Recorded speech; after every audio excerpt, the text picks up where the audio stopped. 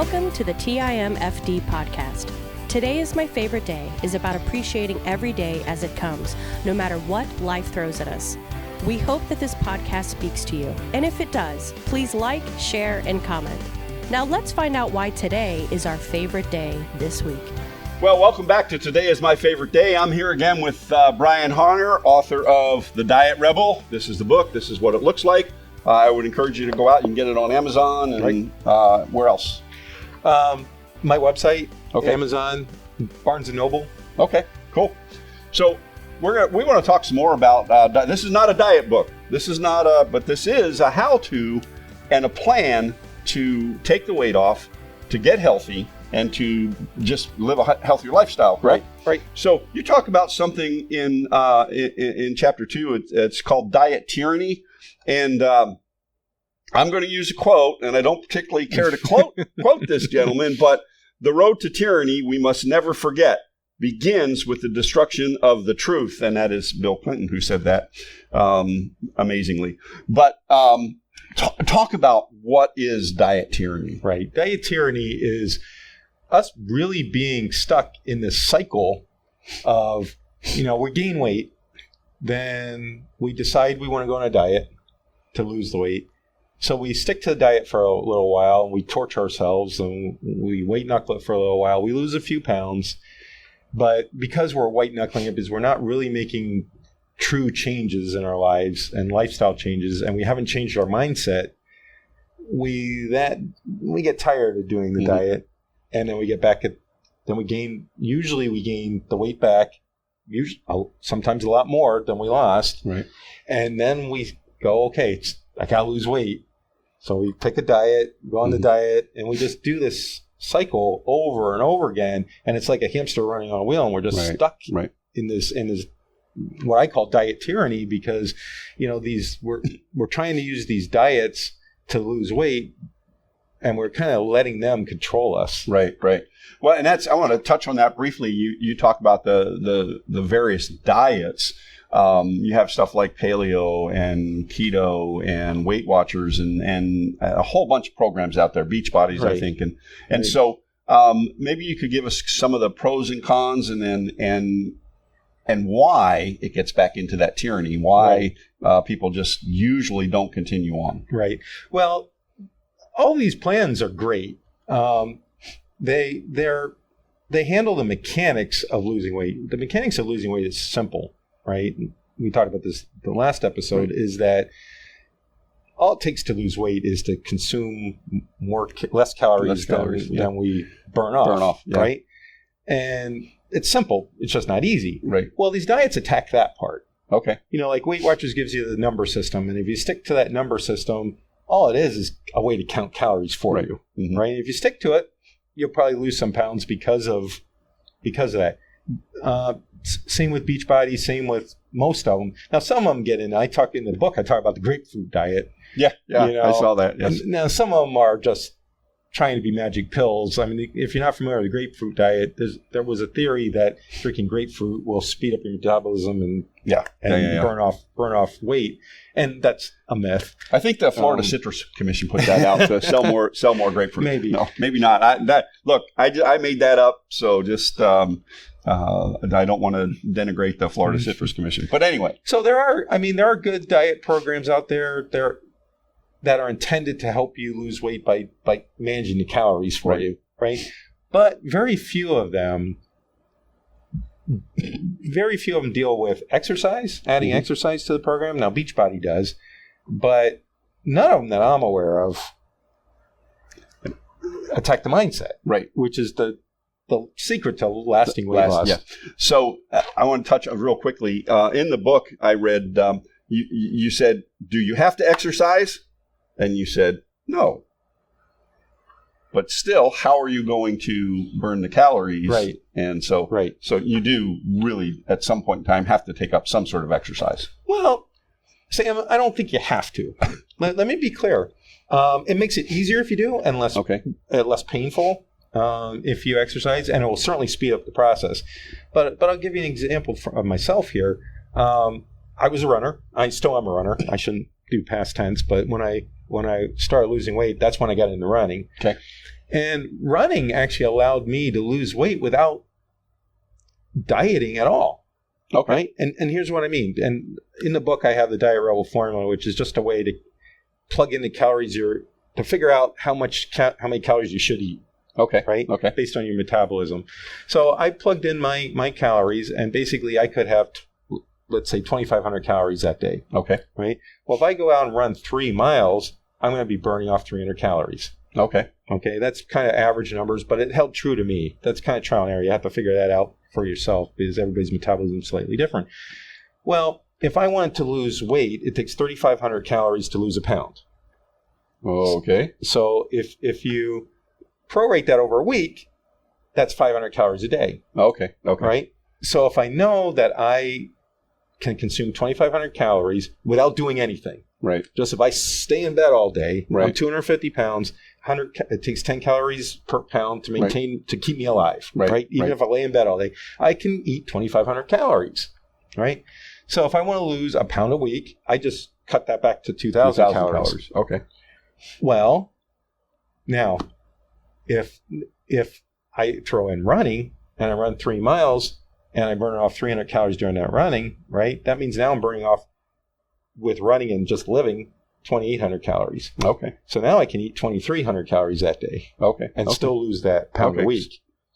So okay, that makes a little more sense. So you can basically, but where we have to make sure we get to is we have to make sure we understand what our maintenance calories are, right? Because usually we eat above that, and that's why we gain weight. Right.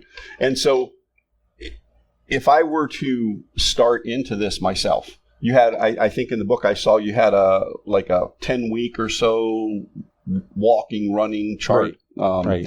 And so for the average person, how difficult would that be? Not at all. For if you're healthy, obviously, if this check with your doctor, because not everybody can become a runner, but running is the best exercise for losing weight. Why is that? And Dr. Jason Karp, one of the guys who actually endorsed this book, he wrote a book about this. He's a kinesiologist. Did I say that right? I think kinesiologist. So. Yeah. Don't ask me to say big words. But he points out that running is one of the few exercises that uses every single muscle in your body. So, do I have to go out and buy fancy, expensive running shoes? No. Most people don't. But you probably should have good shoes. You should have shoes, but that's the only piece of equipment that you need. Yeah. Like swimming, you need a pool. Cycling, you need a bike. Right. And shoes and shorts. Yeah. Right? Yeah. But running, you just need a pair of decent running shoes. But there's another thing other than using engages every muscle in our body while we're actually doing it. But also, it's what people call the afterburn. Right. Right? If I go out there and I run 3 miles, that's my maintenance running. I run basically 3 miles now every day. Well, a couple times a week, 5 times a week. But if my heart rate gets up to 130 beats per minute during the run, right? In about the first 90 seconds, if you have a healthy heart, in the first 90 seconds to 2 minutes, your heart rate should get down to about 80, 90 range. Some come down very quickly, right? Okay. But then it takes several hours. Now, because I've been a runner for a long time, my resting heart rate is about 45. Oh, wow. Okay. Yeah, it's called. I scare doctors all the time. I go to a new doctor and they diagnose me with bradycardia. And I'm like, no, I'm a long distance runner. I'm like, oh, okay. Yeah. But but it takes several hours to get down to that to the 45 beats per minute. Well, during that time, just the function that the heart's a muscle, the heart's burning calories. Right. It's my metabolism sped up during that time, and that's called the afterburn. Okay. So I read it, and I should have looked this up before, but you have in here, and a lot of people out there are saying, well, I don't like to run, I don't want to do this, I don't want to do that. But you're starting out, the first if I remember correct, you walked for so much time and then ran. So could you explain that to us and how that works? Sure. Keep in mind, when I first started, I couldn't run more than a few feet without needing to stop, gasping for air, right?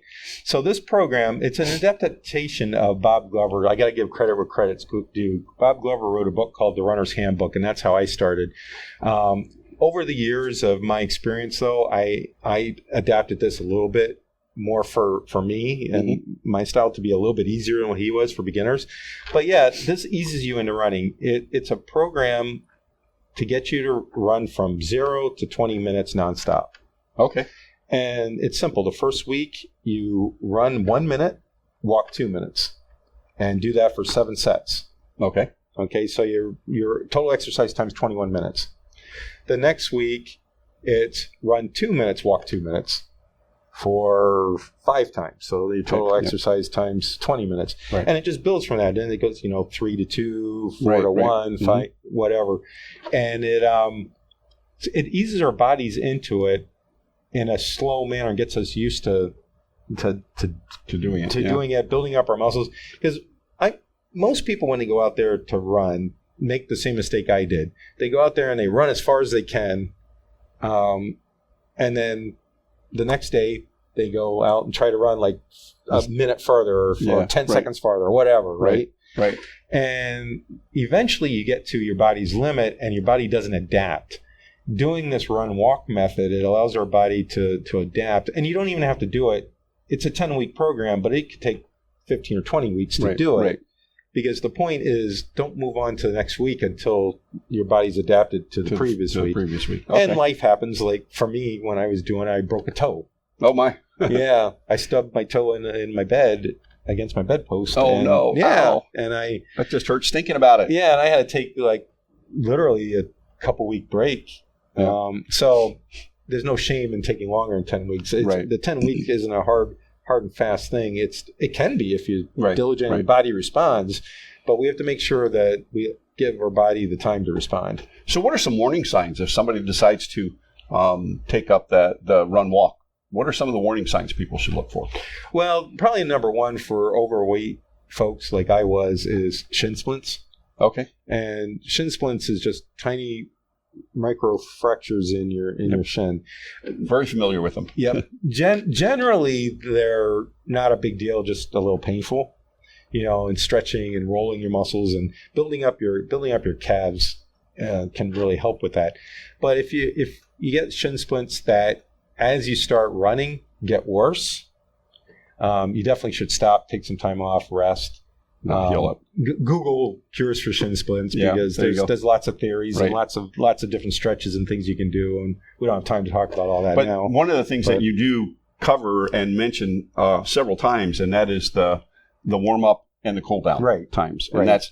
I think in the times that I go to the gym and things, I think the biggest thing I see is people don't take the time to stretch. They don't take the time to warm up. And you mentioned, a 5 or 10 minute warm up period? That's all it takes. Just walk for 5 or 10 minutes. 5 minutes is sufficient because this program is only something very important we need to mention. The program's only for folks that can already walk 30 minutes at a time. Right. Okay, with nonstop. Yeah. So we definitely got to build up to walking 30 minutes. And there's no shame in not ever running. Walking you'll burn off, average person burns off 100 calories per mile walking. Okay. Too. Same as running. Yeah. It just will take longer. It just takes longer. I really want to get into the overall plan because it's not just exercise. It's not just diet. I didn't say dieting. I said not just diet. And that's something I think that a lot of folks miss when they look at the title. They say diet rebel, and they say, okay, what does that mean? Is this some off-the-wall diet? But it's just your diet. You don't tell people what to eat. Is that correct? No, I don't. And the title comes from rebelling against dieting, the fad diets that are out there. Right. So it's really fad diet rebel but just Diet Rebel for short. Diet Rebel sounds better. Yeah. But I have this philosophy that you can't be healthy if you're overweight. Right. So if you're overweight, you can eat all the healthy foods you want, but if you eat too much of it, you're still going to be overweight. Right. So my philosophy is eat whatever you want and lose the weight first and make small changes during that time to get to a healthier diet. Because that's exactly what I did. I mean, I wasn't really following Christ back when I was doing this that Right. much. So my diet really consisted of chicken wings, pizza, McDonald's, beer, and scotch. Yeah, there you I go. would joke I was on the scotch diet. There you go. But I've been there. but yeah, I lost weight eating crap. Yeah. I just ate less of it Okay. because it's all about calories. It's not Yeah. about what we eat. It's about how much How we much eat. you eat. Now, I'm not saying that that's necessarily 100% the way to go. I'm just saying that we don't have to make all the changes at once. And this is probably the biggest mistake people make is because when you do a fat diet, you're changing Everything right now. all at once, Right, and it right. makes yourself miserable. Yeah. And nothing sticks. Like I mentioned before, well, it's in the book about just changing from regular soda to diet soda. Right, right. Well, I did that over and over, and then that just became a habit, so I never even missed the regular soda. Right. And, habits, and we want to do these one little change at a time to build habits, and that's what makes the lifestyle change. Right. And, if you do a habit, I know 21 days is the magic number, but who knows what that Yeah. is. But if you do it long enough, it does truly change. become a habit. Right. And if you're just doing one small thing at a time, you're not white-knuckling things. Right, right. Yeah, I love your description, the white knuckling, because if you look at, and I'll give you from personal experience, a while back, my wife and I tried keto diet. And so, we did a lot of research, and I will tell you, just being honest here, the thing I liked the best out of the keto diet was the keto coffee. I love the keto coffee. But anyway, but we found that it was one of those strict regimen type things, and we weren't happy, and we didn't see the success in weight loss that everybody said this is what you're going to have. We didn't, and then in all honesty, some of my numbers went up. Right. Some of my bad numbers went up. Right. And right. so, and part of that had to be, I probably wasn't doing the exercise that I was supposed to be doing. And so it's a combination there. So, and I'm not saying, keto may work for you. That's fine. Right. Don't, no, I mentioned keto in the book. It's very good. And my doctor suggests keto, but again, for weight loss, keto would be more for health. For health, and keto is based on whole foods, and I'm a firm believer of whole foods. I just don't think it has to be mostly protein. Right. But we whole foods. So by all means, eat healthy and strive to be healthy. But again, where people fail a lot of times with the weight loss is they're trying to go from 0 to 60 in 5 seconds. Instead of gradually doing it, and the gas tank runs out at 30 miles an hour or whatever. So you mentioned something in here. You had a friend of yours, and you both went into McDonald's. Apparently, they were having 2 for $1 Big Macs.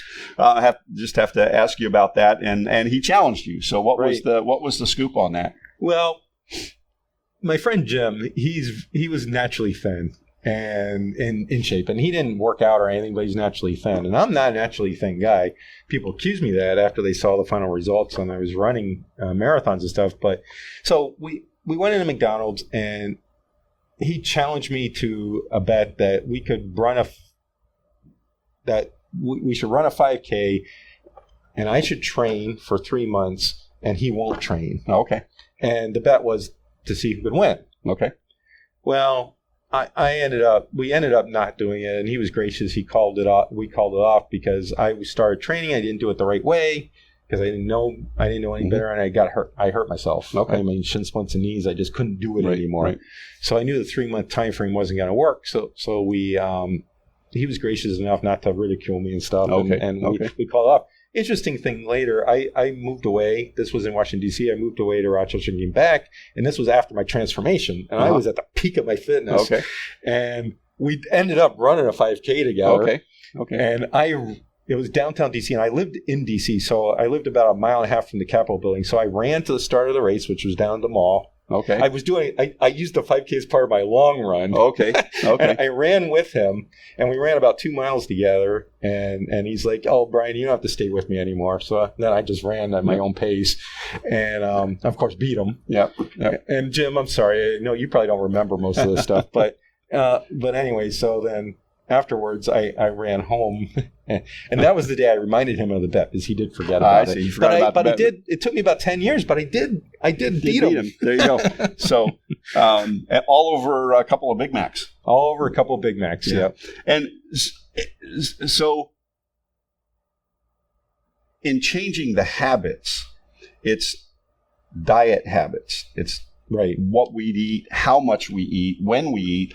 You had one concept in there to eat less more often. Right. And you hear a lot about that right now. So right. Is that something you still do, or is it? Pretty much. I still eat about 6 meals a day. Okay. It's, what you're talking about is a 6-meal plan. Right. Now, I pulled this out of, again, I got to give credit where credit's due. I pulled this out of a book called Body for Life. And it really worked for me. And what it is let's say, you have to eat, you're allowed to eat 2,400 calories that day to reach your goal. Well, you divide 24 by 6, which is 400. So each meal is 400 calories. Right. And what I did was I adapted this. I ate between 8 a.m. and 8 p.m. 6 meals. So I'm eating every 2.5 hours. Mm-hmm. So I'm never hungry. My blood sugar doesn't spike. It doesn't valley. It's pretty, my energy's consistent. Okay. So I know I'm going to be eating again in 2 hours or whatever. So the cravings aren't there.